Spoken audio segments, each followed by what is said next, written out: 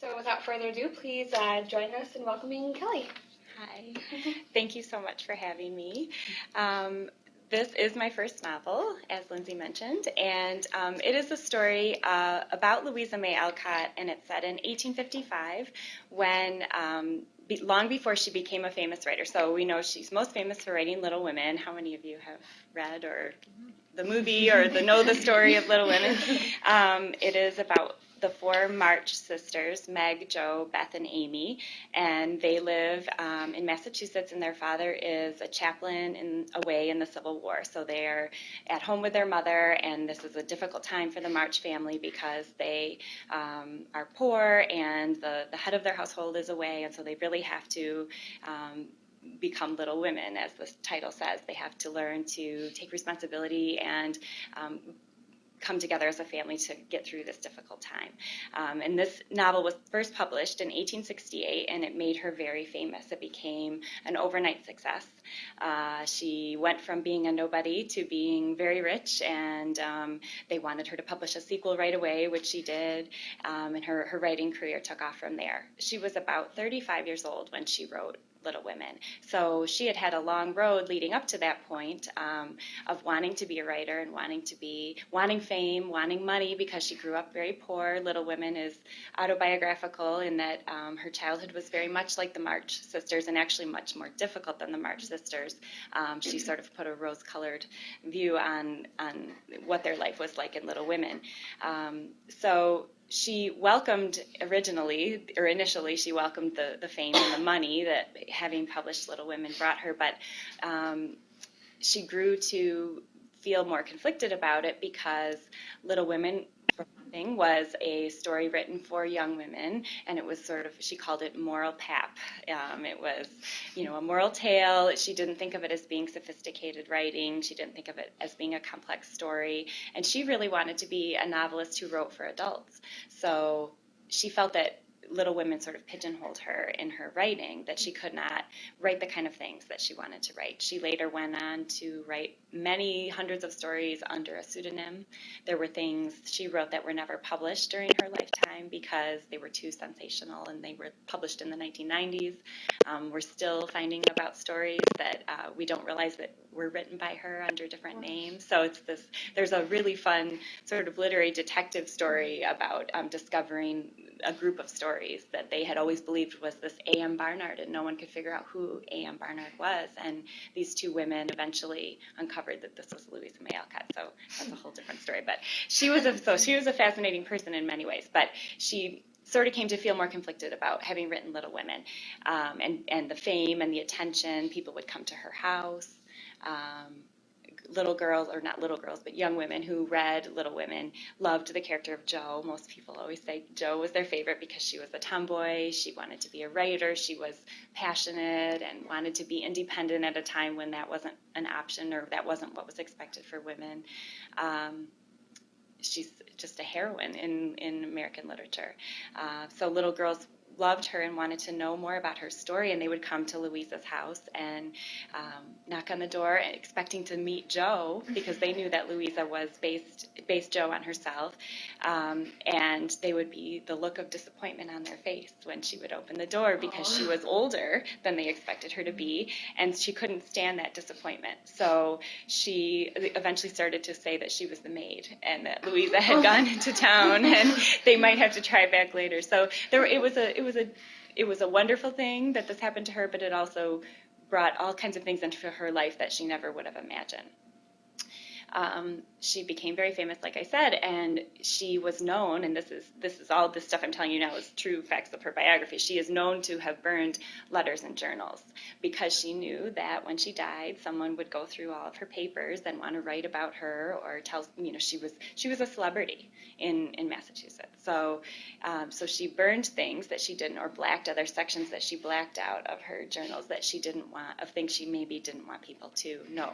So when I was reading about her life, because I was always a Little Women fan, and then I started to read about her biography, I was very intrigued by that thought of what could have been in these letters and journals that she would want to hide. And so that was a seed in my mind. And then I was thinking about the character of Laurie from Little Women, and I don't know how well you know the story, but Laurie is Teddy Laurence. He's a boy. A lot of people that don't know the Little Women, they think it's a girl. Laurie was the nickname for Teddy Laurence, and he lived next door. He was the son of a wealthy family and became a friend of the March sisters in the story of Little Women, and especially a friend of Joe. And they were sort of kindred spirits. They had this wonderful friendship, and the book starts when they're young, and as they grow older, as the reader, you begin to think, or you're led to think all along, that they are going to end up together because they have this wonderful friendship, and he doesn't expect Joe to, rein in her passionate temperament, and he loves her the way that she is, independent, and they have an equal partnership, and you can imagine them having kind of an unconventional, truly loving friendship kind of marriage that would have been rare for that time. So you're cheering them on the whole way. He goes away to college. He comes back. He's all in a snoot because he's realizing he's in love with her. He sits her down and tells her, it's so obvious. It should be us. We should be together. Let's get married. And she says no. And that is a terrible letdown for a lot of people when they read that book the first time. It's your first introduction to heartbreak when you read that story. Because you look at the book and you say, what? This is not what I thought was going to happen here. And Louisa May Alcott because she wrote Little Women in two parts. So the first part ended with this sort of cliffhanger notion of, yes, there's something there that's going to develop, and they wanted her to write the sequel. So she wrote the sequel. Now they're published together as one book. So Little Women that we know is actually two separate books. But she got letters and letters and letters from fans while she was writing the second half. Please let Joe and Laurie end up together. Please let them get married. This is the most wonderful romance. But Louisa, did not want them to end up together because Louisa May Alcott was staunchly independent, and she felt a sense of responsibility writing for young women readers that she wanted to show them that wasn't necessarily the only choice that they had. And in the 1860s and 1870s, it was not easy to be an unmarried woman. And, you didn't have a lot of rights in terms of, economic or rights and opportunities for work. But she wanted to be an example and wanted the story to be an example for young women that they could pursue other things. So she chose to write the story where Joe says no, and Joe says she wants to stay friends and that she would be afraid it would ruin their friendship. And eventually Joe does marry a professor who's much older than her, and it's a very passionless, they like each other, he's all right, but geez, it wasn't anything like Laurie, it's definitely a letdown as a reader, because her publisher basically told her she had to have Joe marry someone. She couldn't end the book with Joe just keeping her independence. So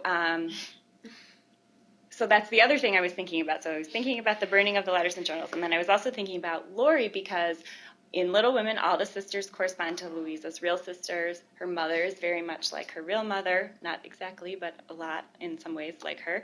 The father is not really there, but what we know of him in the story is a lot like Louisa May Alcott's real father. But the character of Laurie is a little mysterious. Louisa said at different times that he was based on two different young men that she met in her life, a neighbor and a man she met when she traveled in Europe. But it's never really satisfying explanation. So my idea was to think about what could be in these letters and journals that she was going to burn, and what if there was a real person who inspired the character of Laurie, and then she decided to erase him from the record. So that was the basis for this story. I guess I could read a little bit. Is that good? Yeah. Okay. Let me just take a drink. Mm-hmm. Do you have any questions about that stuff so far? Not yet. Okay. I have to put you on the spot. So my story takes place in the summer of 1855. She wrote Little Women in 1868, so this is long before she's had any success as a writer. She is living still with her family.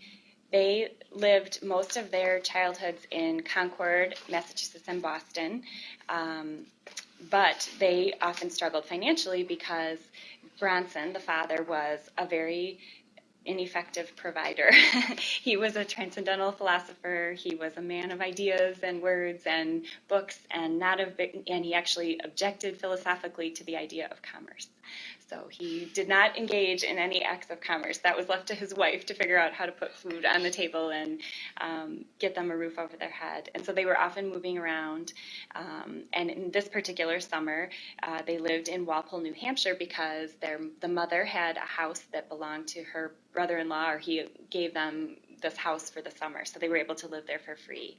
So Louisa and her older sister Anna and Lizzie and May, the two younger sisters, and the mother and father go to Walpole. So they've just arrived in the town, and the house is kind of a mess because no one's been living in it. So there's mold everywhere, and they've got to clean it out, and they've got to put curtains on the windows. So Louisa and Anna are walking into town to buy fabric. So that's what's happening here. And it's on page 16 if you want to follow along. I feel like I'm leading a class. Louisa had been to Walpole only once before, when she was quite young, so she tried to notice each storefront and memorize its contents to report back to her mother. The sisters were experienced at moving. As children, they'd lived in several different houses, and they knew all about the work each move made for the women: stocking the kitchen, dressing the windows, planting a new vegetable garden. It helped to get the lay of the land and meet the shopkeepers early, especially, Louisa thought with dread, since they would soon be testing those shopkeepers' generosity by asking to buy things on credit. As they descended the hill, they turned west on Middle Street and then north into Washington Square, where the town's few shops were clustered. The butcher shop occupied the southwest corner of the square. Bronson's aversion to meat made Anna and Louisa a little skittish about the carcasses hanging in the windows, and they looked away as they passed by. The square contained two village bookstores that were local centers of political discussion. On the west side of the square, men interested in the philosophy of the waning Whig Party argued over what to do about slavery and how modern technology like railroads might change the country. Directly opposite, on the east side of the square, Democrats stood with their arms crossed, some pensively fingering their beards as they lamented the death of the idyllic farming society President Jefferson had envisioned in their grandfather's time. And the men who cared for neither politics nor books gathered at the tavern that sat between the stores to imbibe and gamble until their wives prevailed upon them to return home for supper. Abba was at least lucky on one account, and Abba is Louisa's mother, Abigail. Bronson was a temperate man and never once set foot in that place of temptation. Louisa fought back the welling irritation that made her jaw feel tight. Walpole seemed to her wholly unremarkable. Over the last few years, she had felt herself growing restless, yearning for freedom from the domestic obligations that came with continuing to live at home. Though the chaos of Boston frightened her, the noise and heat of the trains, the looming shadow of steamers discharging immigrants at India Wharf, where vendors sold peppered oysters soaked in vinegar near the overcrowded tenements. She loved the excitement and freedom of the city.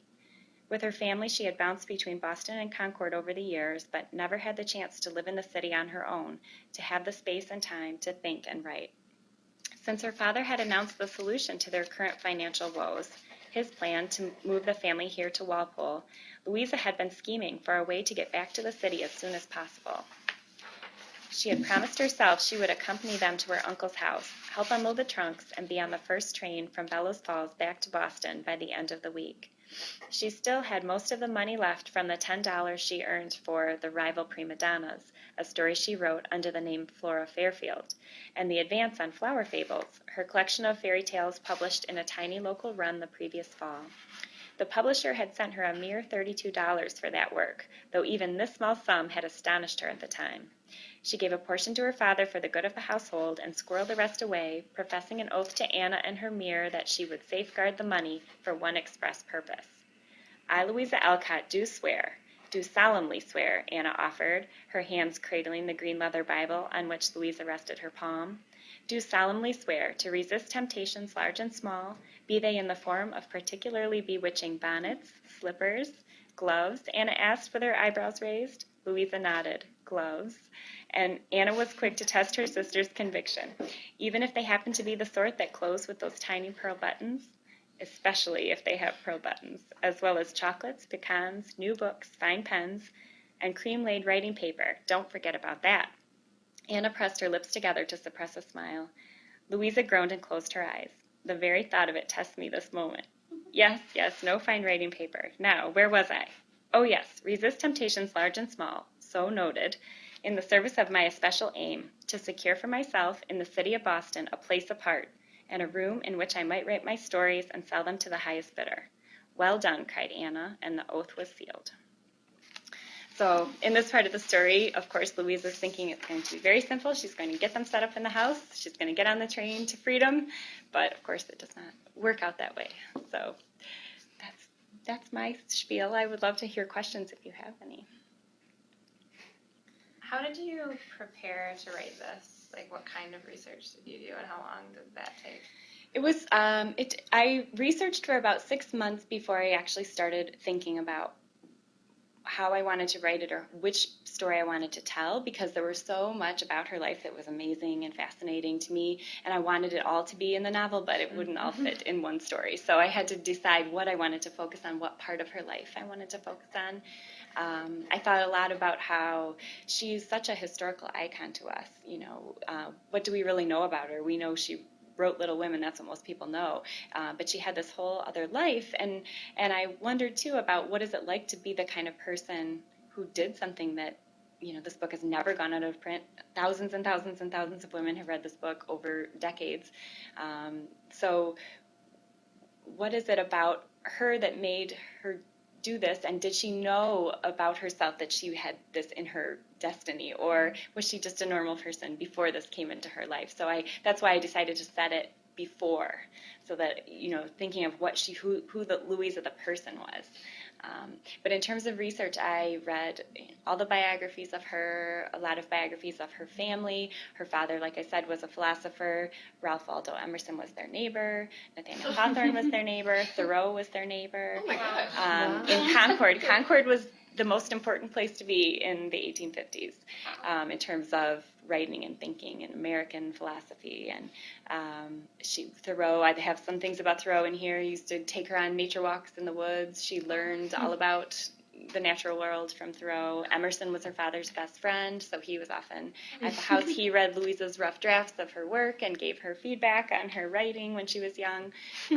So they lived in a very interesting place. So reading biographies of them, and then my favorite part of the historical research is learning about how they live their lives day to day.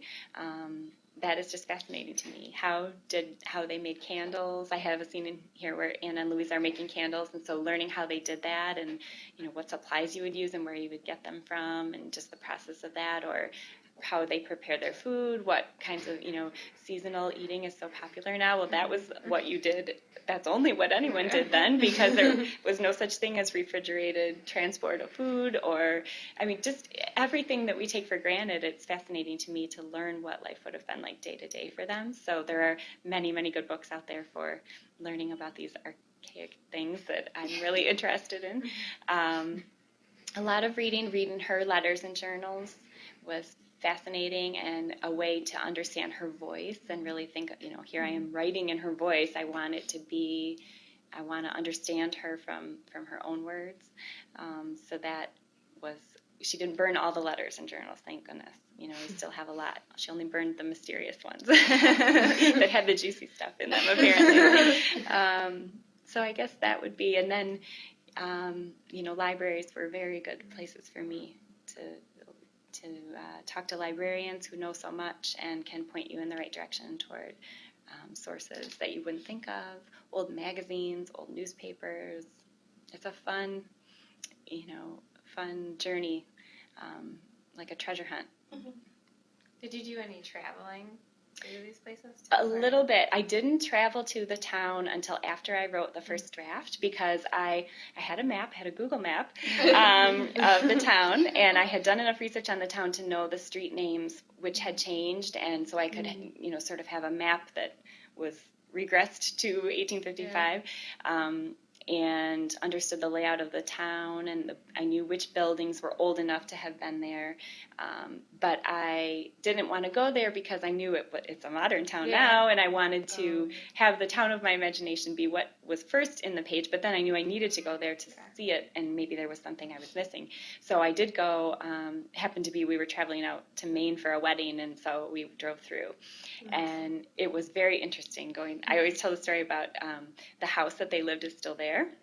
But it is an apartment complex now, and it was just so not what I imagined. It's still called Alcott House, but it has, one of those really funky awnings on the front, all these additions that have come along, since the time. And there was this big, 79 Chevy Impala parked on the lawn, and it had a Leonard Skinner bumper sticker, and I mean, it was just so not the quaint, New England house from 1855 that I pictured. So it was probably good that I didn't go there before. But it was neat to walk the same streets that they walked and to smell what the air smelled like and the flowers and the bees and all the things that you wouldn't think of until you really walked there. So that was really a good experience. Given that you had so much insight into her thoughts via the journals and things like that, why did you choose to write in third person as opposed to first? Oh, that's a good question. I think that I felt that might be going a little too far in terms of making assumptions about her voice or presuming to know her so well to speak in her voice. I think that I was uncomfortable enough with the idea, and I still am in some ways, of writing a story about a real person, making a fictional story up about a real person, that I think the third person gave me enough distance that I felt I wasn't presuming so much about who she was or understanding her. And also just from a practical point of view, structuring the novel, I wanted to be able to see her from the outside and be able to see other characters from the outside that as a narrator would have a different perspective on them than she might inside her own head. So sometimes it can be just more of a structural decision, but I definitely think that I wanted enough distance from her voice in that way. Does that make sense? Yeah, and actually I sort of have a semi-related question. I know you said this is your first published novel, but I imagine you've written your own things before. Mm-hmm. If you've ever written a fully fictional character versus this based in history, have you noticed yourself behaving differently with the character? Like, do you connect less with her or more with her? Or I think that I'm more... it's more freeing to write about a completely fictional person because you're not as worried about portraying them incorrectly or disrespectfully, or, I mean, I admire Louisa May Alcotts so immensely and connect with her in that, I just feel a sense of understanding about who she was and how she felt about her work and what she wanted her life to be like and her struggle for independence and things like that. I really can relate to those things. But at the same time, she was a real person. When you create a completely fictional character, then you can create whoever you want. And so there's definitely a sense of responsibility when you're writing about a real person that, and some people think that you shouldn't do it at all because of these, issues, concerns. But, so yes, I have written other characters. I'm writing a book right now that is a completely fictional character, and in some ways it's easier in that you feel more free to create her in any way that you want to. But I loved writing about Louisa too because I loved learning about her life and loved sort of imagining, bringing her alive. That was very fun. It was like getting to have a conversation. It was like getting to ask her all the questions that I really wanted to ask her and never would be able to ask her because she's gone. But, writing the story, I felt like I was able to sort of talk to her in a weird way. Can you talk a little more about your process? I know you said you researched a lot, but how long did it take you for you to write the whole novel? And did you kind of start at the beginning and work your way all the way to the end, or did you kind of piece it together, or something like that? It was very different. It's very different now than it was from the first draft. Originally, I wanted to write a story that had a contemporary plot with flashbacks to the historical time. So I had a narrator who was in the first person, who was living in Boston and working as a teacher, and I had this whole story around her life, and she discovered at her aunt's house this trunk that contained letters, and that her aunt would have been a descendant of Joseph, the love interest in the story. And she would, over time, uncover the details of this relationship, and through the letters, there would be these flashback chapters of the historical. But as I was working on it, I so loved writing the historical portions, and so started to dread. I don't know, I just didn't like this character very much. I just didn't like where that story was going. It was sort of like that friend that you just wish would stop calling you, because you're tired of hanging out with her. I don't know, I think I liked Louisa a lot more than I liked her. So I ended up I was so frustrated with it because I was getting to this point where I would say, okay, Monday, Wednesday, Friday, I have to work on the contemporary plot, and on Tuesday and Thursday I can work on the historical. But then I would find ways of avoiding it and all this stuff. I finally had to have a sit down with myself and just decide, what am I going to do about this, because it's not working. So then I just took a break for a while. I didn't know if I would even finish it. I was just so frustrated. And then I finally realized what I had to do was cut all of that and restructure the story around these few but very lovingly crafted scenes that I had of the historical time. And so that was 150 pages that I had to cut, and that was a hard day because I felt like I had made so much progress. I had lots and lots of pages, but it wasn't coming together as a novel. So I cut those. I still have them, but I mean, they will never see the light of day because I, don't feel the love for that. But and then I had to, grow the story and develop the story around what I did have and decide, what to develop the sisters more and to make it into a novel of its own. So that was a process, coming to that decision, and then, many, many more months after that of writing more additional research, because once I expanded it raised a lot more questions about things. And so I would say from beginning to end, of sending it out for submission, it was probably a year and a half.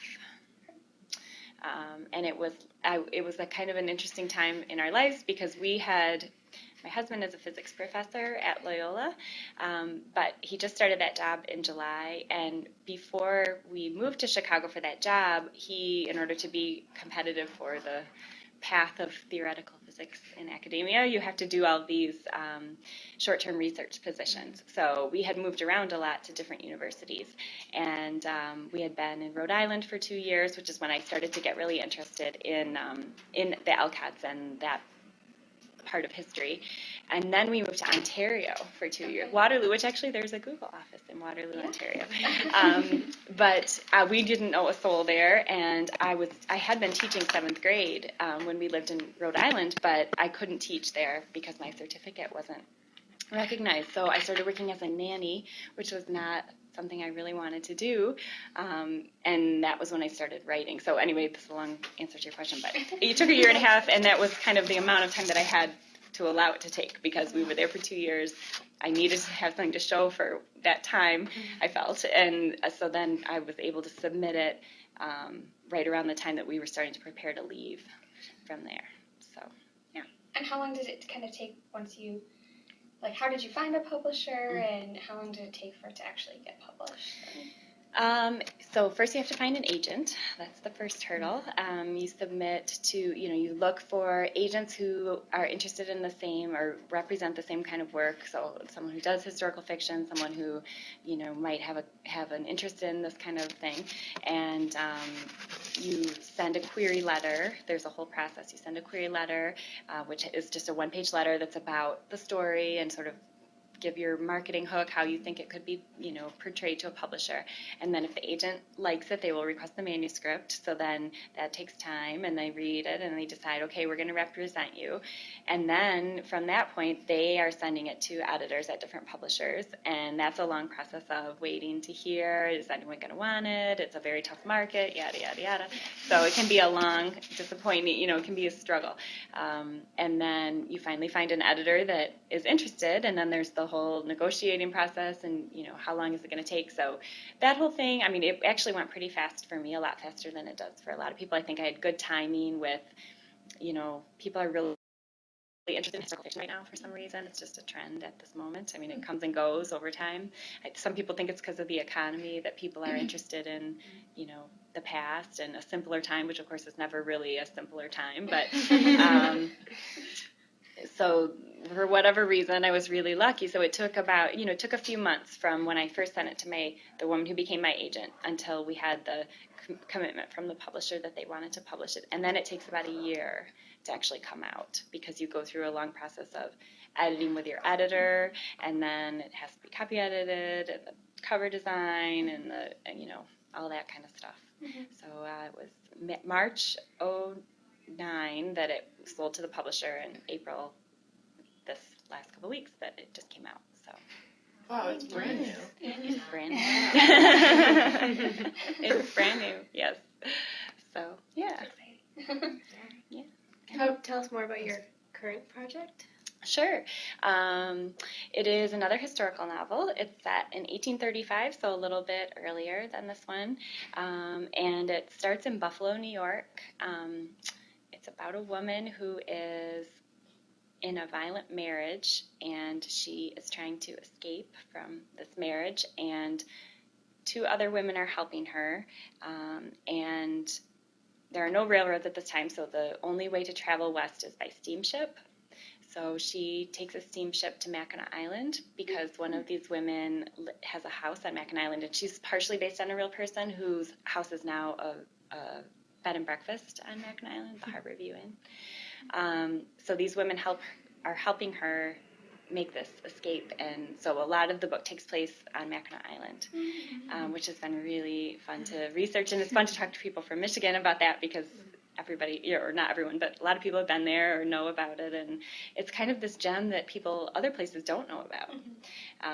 And it has so much interesting history. It was such an important place during War of 1812. It was important. It was the center of the fur trade. So the Jesuit missionaries were there in the 1600s. It's actually a very, very, very old settlement for this part of the country.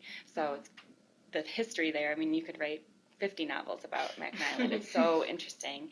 And I got to go there last summer in June to do a little research, and that was wonderful. It rained the entire time I was there. Different story. Hard to get around, no cars, and and it's raining the entire time. But that's okay if you're determined enough. You'll still get your work done. But so that's been a fun process. And then the tricky thing is getting time to work on that while doing all this, which is really fun to get to talk about this book. But of course my mind is on that one now, and so I'm just kind of juggling those things. But it's really fun. I mean, I'm doing what I've always wanted to do, and it's just kind of amazing that it's happening to me. So, yeah.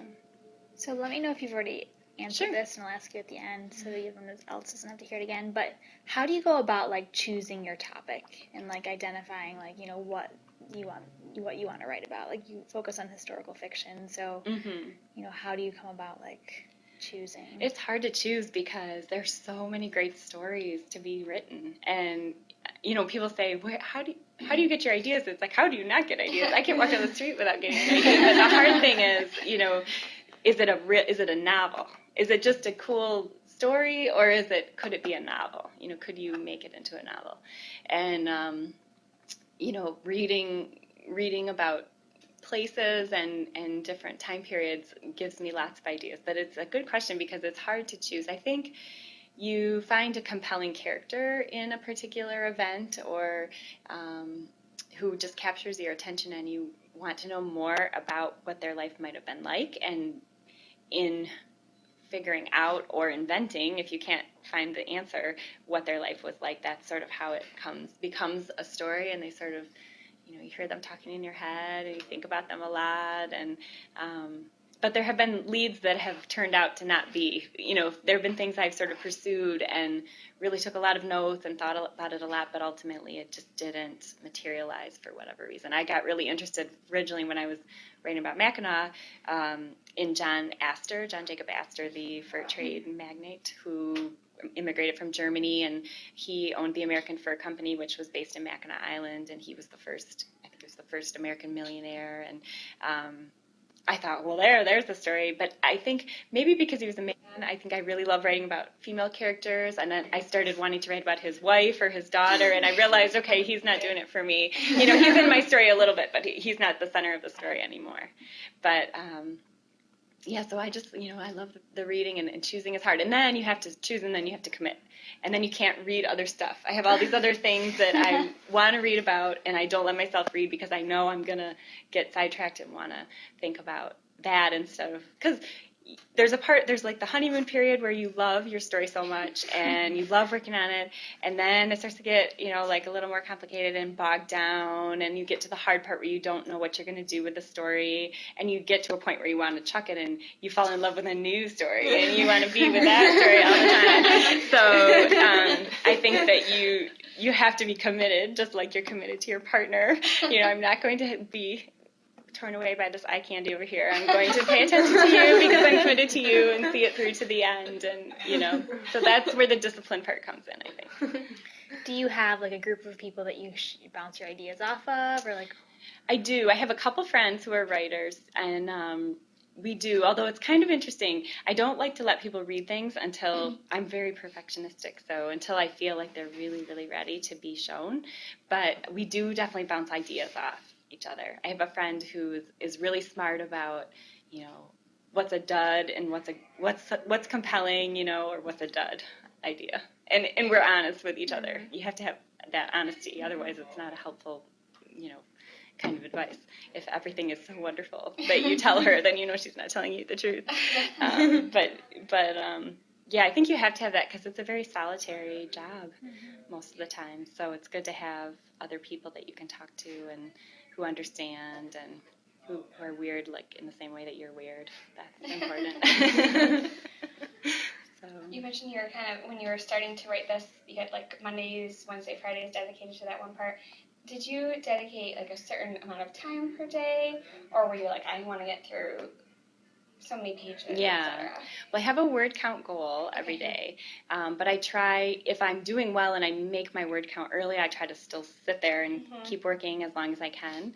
I write in the mornings, and I really do try to write every day because I think I have that fear that if I stop for too long, like this last couple of weeks has been really crazy, and I haven't been as good about my routine, and there's that fear that it's just going to go away, and you won't be able to come back to it. You won't be able to pick up the thread. That's probably paranoia or not a real fear, not a legitimate fear, but it's good to be afraid of that because it motivates you to keep working, and you do have to be committed to it. It's like any other job, you just have to keep working and keep going with it and have manageable goals too. I mean, having that word count rather than thinking, I'm going to write my novel today, that's too overwhelming. That's like trying to run a marathon. You have to just go from one water station to the next water station. What's your word count? 500 to 1,000. 500 when I'm just having a rough day or I'm working on a difficult part that I think it's going to take a long time. And that doesn't sound like a lot, but some days it's really hard to write 500 words. Some days it comes very easily. Some days 1,000, 2,000 comes very easily. It just depends on what part of the story you're working on. And then I do spend time too on, sort of outlining as I go, or how am I going to approach that next chapter. Or right now with my new one, I'm sort of working on re-sequencing chapters, so thinking about, okay, if I move this here, then I have to go back and change this part because that's not going to make sense now. It's kind of like a house of cards. If you move one thing, everything else is dependent on that. So some of the time is sort of spent on that macro level stuff, but the actual writing, 500 to 1,000 words a day. And you can write a novel in, 3 months if you really wrote 1,000 words a day, but then you would have to, every word would have to be perfect from the beginning. So that doesn't count rewriting and revising and those kinds of things. That's why it takes longer than 3 months. But, Do you have any authors that really stuck out to you as a kid or growing up that inspired you to really pursue this? I love Ethan Kanin. It's one of my favorite. I can remember reading, he has this book called Emperor of the Air that's a short story collection, and I can remember reading that in the library when I was probably 14 or 13, something like that. And it's an adult book, but thinking, whoa, this is different from anything I've ever read in school, and this guy's still alive, and, wow, this is really a job that people do, and just being absolutely blown away by him. He is an incredible writer. Laurie Coleman is another writer that I really love. She writes, well, she's passed away, but she did write a handful of novels about young women, and, I love women's stories. That's what is compelling to me. Marilyn Robinson,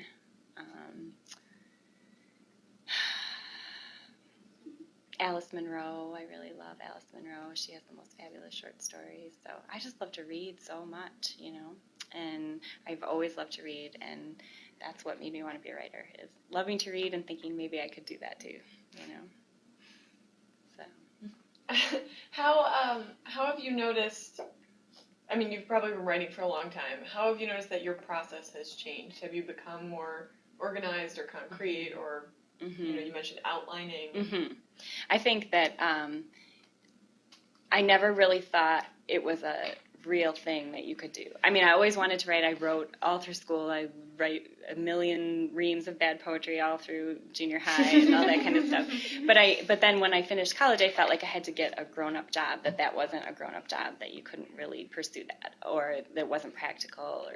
So, I had all these grown-up jobs that I hated. And then when I decided I was going to try to write a novel, I thought, well, if I'm going to do it, I'm really going to do it as a professional, in a professional way, in that I would commit to finishing something and writing something that I thought other people would actually want to read. Thinking about the audience is a big step forward from writing terrible poetry all through junior high, which, please God, let no one read. If I'm going to burn anything, it should be that, right? So that if I get hit by a bus after this meeting, I won't have anyone reading it. But I think that, so thinking about it as a real job, that it was like, okay, if you're going to try this, then let's do it for real, and committing to a schedule, and that, finishing, because a lot of people will start things and not finish them, and then that's such a shame, because you put all this work and effort into it, but you don't give yourself a fair shot if you don't finish it, because you can't submit something to an agent if it's not finished.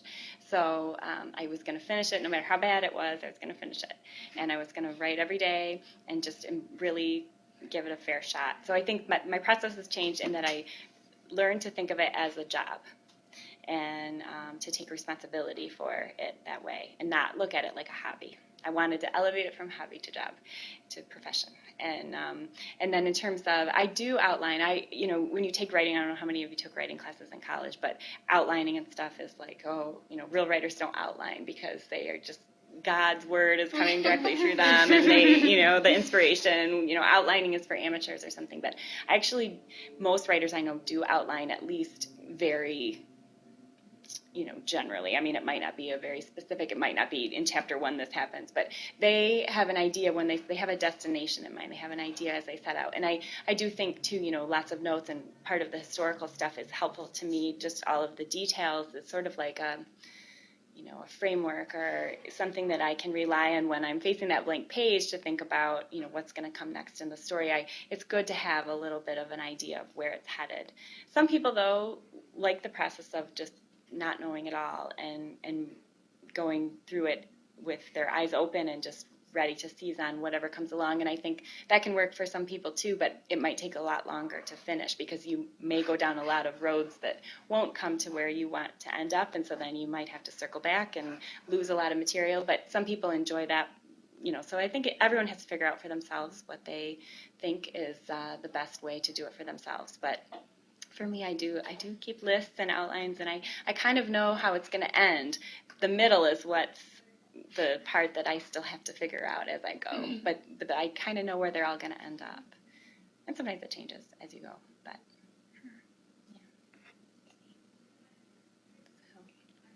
Any other questions? Yeah. You're welcome to ask. I'm happy to answer. I was wondering, in terms of, I mean, I've read books and literally been like bawling in my room, So when you write a book and you create these characters and you like march them into these situations, do you feel like you're more connected to them because you did it, or less connected? Like, I imagine a director of a movie doesn't think a scary movie is scary as they're filming it. That's a really good question. So that's a really good question.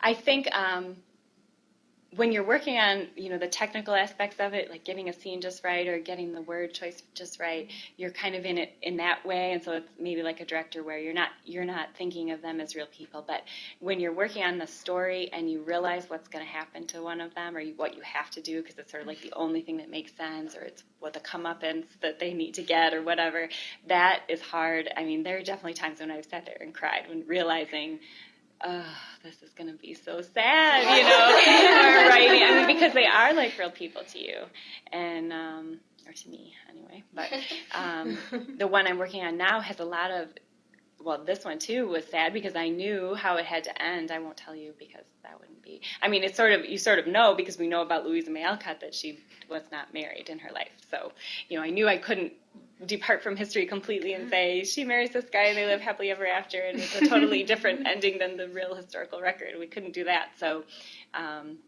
that was hard in a way to sort of make it fit with the historical record. But the one I'm working on now too is, like I said, it's a woman who's in a violent marriage, so she has to go through some pretty awful stuff, and writing that is hard, even though it's in the service of the story and I'm going to save her from that. I'm going to get her out of that situation, but writing that stuff is definitely emotional, yeah.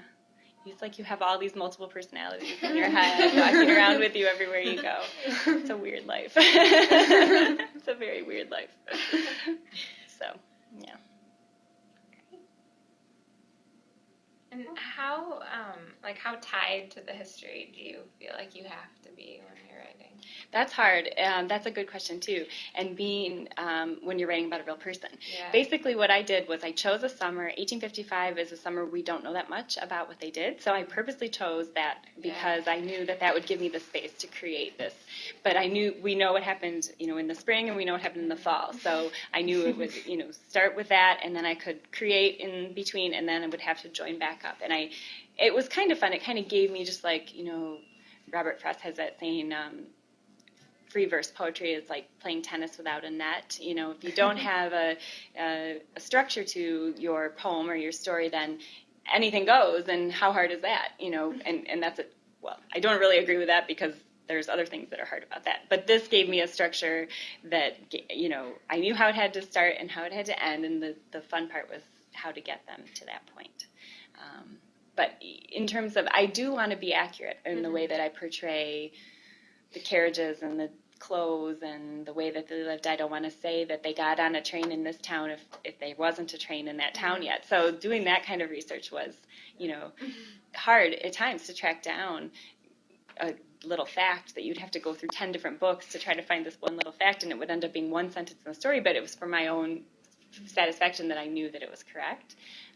But then there comes a point where you can't find the answer, and then you just have to guess what it would be. Yeah. So. Great. Well, thank you so much for Thank coming. you so much. You asked such good questions. It was wonderful. I love it. I'm so happy. Well, thank you for spending your time with us, and feel free to take a book as you leave. So, thanks. Thank you. Thanks, guys. Thank you very much.